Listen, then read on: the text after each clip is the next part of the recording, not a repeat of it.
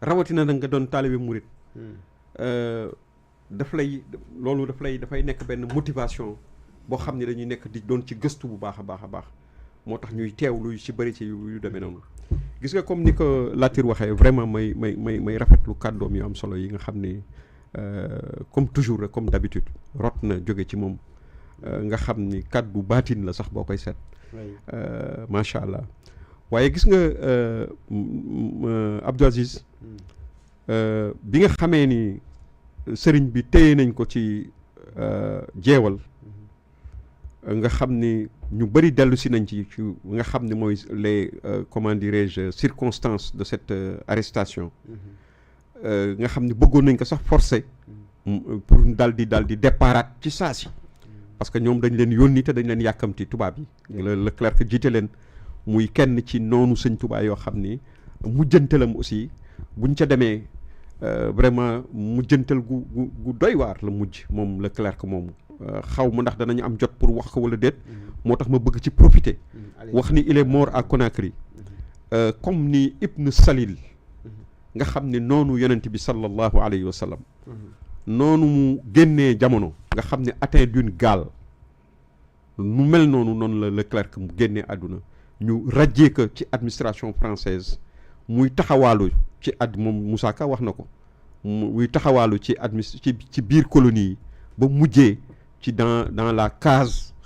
d'une femme bu nga xam ni de vie finalement comme Ibn Salil ni mu doon waxee naan vais-je mourir comme un petit chevreau dans la case d'une saolienne maanaam xeetu kooku noonu yonent bi la bu nga xam ne moom noonu la mujjee moom it nu mel noonu la Leclerc mujjee Mouté mii ñuy wax nii gouverneur Mouté moom it nu mel noonu lay mujjee Mouté il a été enseveli il a été avalé par les laves de la montagne Pelée en Martinique le gouverneur Mouté mi nga xam ne moo décidé génne Sëñ Touba Sénégal en mars 1902 nga xam ni Sëñ Touba mi ngi dellu si en 1902 en novembre 1902 le 11 novembre 1902 mais en mars 1902 benn volcan bañ ko affecté Martinique mu dem benn volcan bu ñu naan montagne Pelée dal di exploser mu dugg ci gaal nee na day xool spectacle bi moo ko soxnaam falaka lave yi fekkee laavu mo volcan bi noonu la génnee jamono moom la Mouté donc su ma continuer ci Louga gi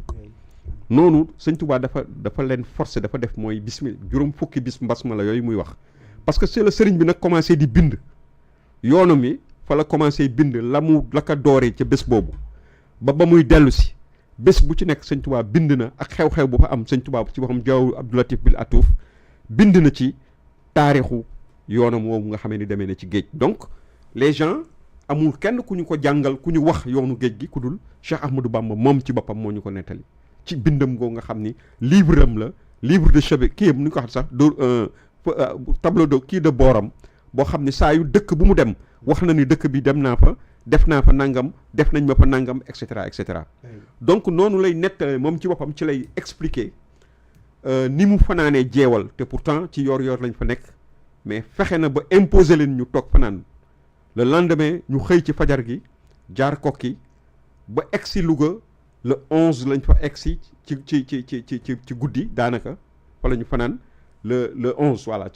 le 10 la ñu egg Louga ci fajar bi le 11 ci fajar bi plutôt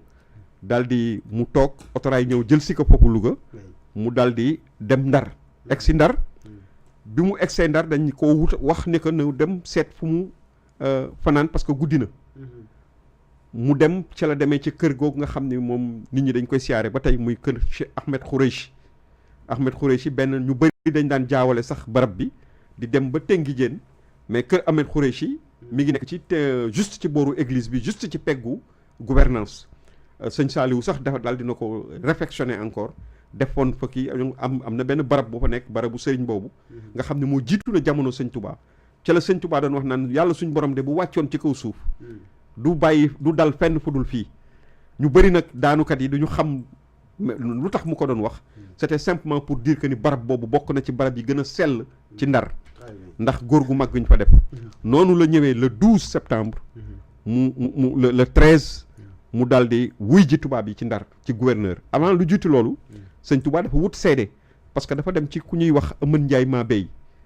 di papay Cheikh Mamoun Ndiaye nga xam ni Serigne Mamoun ñun moo ñu jàngal alxuraan bi ñu nekkee ndaw. kooku ci Ndar yàlla na ko yàlla teral ca Barzak. moomu Amadou Ndiaye Mabey boobu la sëñ Touba bind Assiru ma al-Abrari ji yóot ko jox ko ne ko dama bëgg ëllëgee nga seede ma ni xamoon naa fa ma jëm ak yu demee noonu ku jàng Assiru ma al-Abrari xam ni wax dëgg yàlla lu yéeme la. nekka nag dinaa la fekkaat fii ci Ndar incha allah bu neexee yàlla. te it doo fi faatu diggante fi bu may dem ba bu may dellu si te sëñ Touba def na juróom-ñaari at dellu si fekk fa góor gi Amadou Ndiaye Mabey dégg na wax nañ ni ba mu gisee sëñ Touba mu dellu si Ndar mooy ci 1902 ba mu dellu see bay ñëw di jël ay këyitam pour ñu jox ko quartier libre pour mu dem ba mu ko séenee dafa dal di tëdd ci suuf di jooy moom Amadou Ndiaye Mabey ndax yéemu ci waxu sëñ Touba yooyu sëñ Touba nag ba mu ñëwee def nañ ko ay traitement bu nga xam ni du sax baax ci ñu ciy dellu si mais mu xam ni métit yàgg na ci àddina téye nañ ko ci biir gouvernance bi man sax dama bokk ci ñi nga xam ne dama jàpp ni julli ñaari rakka yi ñu bëri dañ ko jàpp le 5 septembre mais man day wax dëgg yàlla maa ngi ko jàpp le 13 août laa ko jàpp parce que ca la njëkkee dugg ci gouvernance su Ndar te it fa la julli daf fa julli ba mu njëkkee dugg daf fa def ñaari rakka ndax sëñ Touba du sax pour défier tubaab bi mais c'est une tradition am na benn savant mauritanien bu ñu naan Ould Dedeu nga xam ne bokk na ci actuellement les plus grands savants du monde mi ngi koy nettali di ko damoo naan suñu booru dëkk yële de Sénégal am na fa nitu yàlla ku mag koo xam ne fépp fu mu mës a dem bu fa tegee tànk rek il faut que mu julli fa ñaari rakka mu Cheikh Ahmad Bamba donc loolu c'était une tradition c'était quelque chose bu nga xam ni habitude am la fu mu dem doo ko fay yegsi dana fa def ñaari rakka voilà bu ñëwee tey départ am en exil aussi waaw ci laay jëm mais xam nga am na ay xam naa lépp xajul maanaam li dugg ci nag bi yëpp xajul ci cin li certainement suñu générosité rek moo ñuy yóbbu pour ñu bëgg baaxee nit ñi ci occasion bu mel nii wax leen voilà parce que tamit jàpp nañ ni Ndar aussi dafa am solo parce que tamit voilà parce que fa la lépp commencé parce que Sëñ Tuubaa bi muy ñëw xamul luñ ko doon doyee ba mu ñëwee ci bés boobu ci lañ ko waxee ci la ko gouverneur général mute par intérim ci la ko wanee ni ko dama jox ko këyit bi nga xam ni daanaka ñi nga xam ni jiitu nañ sëñ Touba yëpp te ñu convoqué wu leen parce que sëñ Touba affaire am boobu maanaam digganteem ak fara biram loo boobu ak Samba Laobé Penda dafa taxoon tubaab yi comme ils avaient annihilé toute velléité de résistance et donc ils étaient dans une phase d'exploitation de la colonie il n'était pas question pour eux de vraiment bander les muscles pour indi fi xeexaat ay affaires yu demee noonu parce que durant plusieurs années des années ils ont cherché à dominer ce pays finalement am nañ ko ki desoon mooy Cheikh Ahmadou Bamba cas bu mel nii am na donc il fallait que ñu dem ci ak xel n'est-ce pas et c'est dans cet esprit que la ñu defoon ay convocation ni tous les marabouts qui échappaient au contrôle des Français dañ leen convoqué dañ ci far profiter ci occasion boobu convoqué leen ñoom ñëpp ñu jaar Ndar donc les marabouts pour l'histoire man li may wax histoire moo tax ma koy wax ils sont venus un à un répondre à la convocation du gouverneur général de Saint-Louis ba ñu ñëwee ku ci nekk dañ la jox benn këyit man awma libellé bi mais man dama imaginer libellé bi te xam naa ni bés du ñàkk taarix dana mës a génne libellé bi dëgg bu ñu jotee suñuy archive mais xam naa ni man li ma jàpp mooy dañu ni nous sous-signés Cheikh Ahmadou Bamba guide des Mourides ne reconnaît aucune autre autorité en dehors de l'autorité coloniale française texte bi à peu près lu mel noonu la ci ni ma ko man ni xalaat bi ma ci am ba léegi nag gisaguma kenn ku ma dindi ci loolu maa ngi xaar bu ma gisee lu ko gën ma jël mais jàpp naa ni man ci xel nous sous-signés Cheikh Ahmadou Bamba guide des Mourides immatriculé sur le numéro nangam ne reconnaît aucune autre autorité en dehors de l'autorité coloniale française au Sénégal signé nga war a signé ña fa ñëw ñëpp ku ci nekk sa tur lañ ci def à la place nga ñëw signé li ngay signé ñu jox la neexal yi ñu lay jox xam ni jàmm moo gën lépp parce que Touba bi aussi am na côté boo xam ni duñ ci nekk di xët-xëti mais sëñ Touba bi ñu ñëwee ci moom jox ko loolu moom dafa ni du signé loolu problème bi am diggante tubaab yi ak sëñ Touba yëpp mooy sëñ Touba bi nga ko joxee këyit bu mel noonu à peu près je ne suis pas catégorique ni noonu la mais à peu près lu mel noonu la n'est-ce pas dafa ni moom du ko signé parce que moom il ne reconnaît aucune autre autorité en dehors de l'autorité divine sëñ Touba ñu bëri dañu yaakaar ne il a fait du jambarisme non sëñ Touba a toujours été sur des positions de principe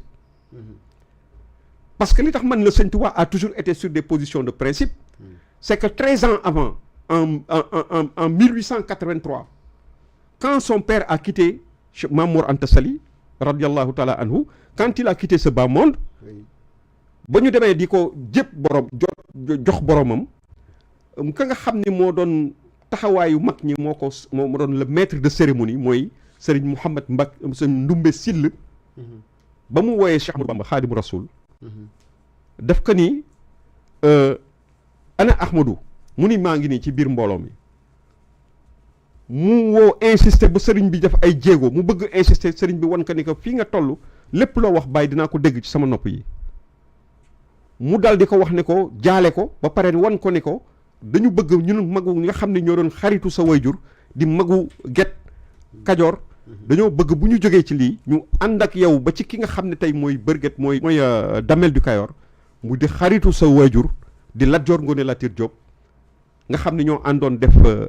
exil fële pas ànd mais dañoo fekkante foofu fële ca Maba Jaxu nga am relation ba jël soxna Lat Joor jël ci waa këram jox soxna Mame Mor Anta Sali xam nga ak mbokk am na ci loolu dem ba sax ni ko dama bëgg projet d'islamisation bi ma am ci Kajoor su ñuy dellu Kajoor nga ñëw nekk sama xaadi ndax moom moo njëkk nekk xaali avant Mame Mor Anta Sali maam ma jaxate kala moom Mame Mor Anta Sali danañ ci ñëw mais sëñ Touba dafa ni woon mag ñi la ma leen tontu woon pour ñu jël ko ànd ak moom dénk ko Lat Joor pour mu am rôle bi nga xam ne papaam doon na ko jouer ci auprès de Lat Joor parce que c'était celui le jurisconsulte qui disait le droit dans le royaume du Kayor en un moment donné mu ni ko nag dañu bëgg ni yow conseiller boobu mu nekkoon ci moom te yow xam-xam bi nekk ci yow ak niñ la gisee malgré sa âge bu ndaw jàpp nañ ni yow war nga mën a am dimension bu mel noonu loolu la ko magu Kajoor yi wax dañu bëgg ànd ak yow ci Lat Joor pour dénk la ko sëñ Touba ca la waxee ca la defee son entrée dans l'histoire n'est-ce pas du Sénégal ca la waxee ni man de Ahmadou Mbacké fase naa àdduna te jàpp naa ni doomu soxna bu sol dàllam dem di wuti dara ci buuru àddina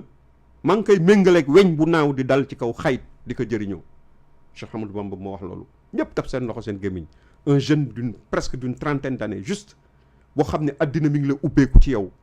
jox la xéewal yi parce que nekk un conseil du roi lu jamono yooyu maanaam xéewal gu rëy la nitu àddina yi tey buñ ci amoon duñ ko gëmee mi ngi mel na ñun le conseil spécial du président de la République mu gàntal leen loolu wan leen ne leen moom soxlawul lu dul yàlla te sax jàpp na ni kuy def lu mel noonu mi ngi lay comparer à une mouche qui se pose sur des excréments pour di ko dundee parce que moom yaakaar lu dul yàlla suñ borom subhanahu wa taala ba pare tegal leen ci ni ana man nan laay jëlee samay mbiru àddina di ko dénk kenn koo xam ni mbiru boppam sax tëna ko ca la bindee poème am boobu muy waxee nii dañu yaakaar ni ba ñu doon wax naan dañ am na ñu nga xam dañ maa jàppee dof ndax loolu ma wax donc sëñ Touba il a refusé 13 ans avant il a refusé de cautionner son assujettissement auprès d'un roi africain nit ku ñuul pourquoi aujourd'hui parce que kii dafa nekk tubaab mu janoog moom mu bañ a réaffirmer principe yooyu nga xam ne moom ci la taxawoon donc loolu ça prouve que le Cheikh Ahmadou Bamba il a toujours été sur des positions de principe il l'avait refusé à Lat Dior aujourd'hui il le refuse à Mouté c'est aussi simple que ça ni moom amul dara lu muy yàq ci nguuru tubaab yi amul lu mu ciy defar mais moom yaakaarul kenn il ne nekkul ci autorité kenn ku dul autorité subhanahu wa taala yàlla suñ borom qul wallahu ahad allahu samad lam yalid walam yulad walam yakul lahu kufuwan ahad n'est-ce pas noonu la tubaab bi nag ne kii nag vraiment du koo xam ni des na ko bàyyi ci réew mi il faut que une leçon lui soit donnée wax nañ ci yoo xam ne xëy na du sax du jar ñu ciy dugg di ci di wax ñëpp xam nañu sëñ Touba ak échange yooyu nga xam ni